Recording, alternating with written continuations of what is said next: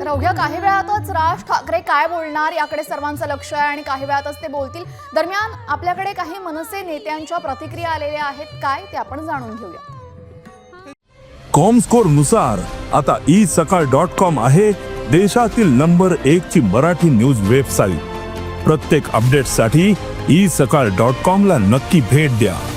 निश्चितपणे सन्मान्य राजसाहेब काय बोलणार याची तुमची इतकी मला सुद्धा उत्सुकता आहे, सर्व महाराष्ट्र सैनिकांना उत्सुकता आहे काय बोलणार साहेब। पण आता सध्या आपण बघितलं तर महाराष्ट्र एका फेक नॅरेटिव्हच्या गर्तेत गुंतलेला आहे। कोरटकर सारखे तुच्छ लोक जाणीवपूर्वक तयार केले जातात का? जाणीवपूर्वक ह्या लोकांना पुढे आणलं जातं का?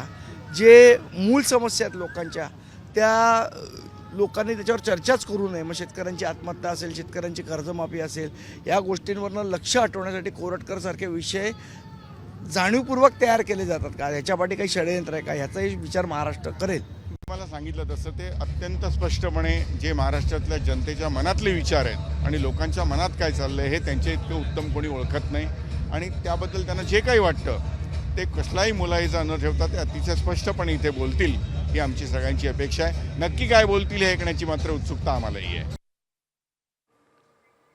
तर राज ठाकरे नक्की काय बोलणार याची उत्सुकता अवघ्या महाराष्ट्राला लागलेली आहे। दरवर्षीप्रमाणे यावर्षी सुद्धा राज ठाकरे यांचा पाडवा मेळावा शिवाजी पार्कवर होणार आहे। 7:45 वाजताच्या सुमारास राज ठाकरे यांच्या निवासस्थानापासून शिवाजी पार्ककडे जातील। त्याआधी काही नेत्यांची भाषणं होणार आहेत। नेते भाषणामध्ये काय बोलणार आणि त्यानंतर राज ठाकरे त्यांच्या भाषणातून मनसैनिकांना कोणता संदेश देणार, त्यांच्या निशाण्यावर नक्की कोण असणार हे पाहणं महत्त्वाचं ठरणार आहे। मनसेच्या पाडव्या मेळाव्याला गेल्या अनेक दिवसांपासून मनसैनिकांची जय्यत तयारी सुरू झाली होती।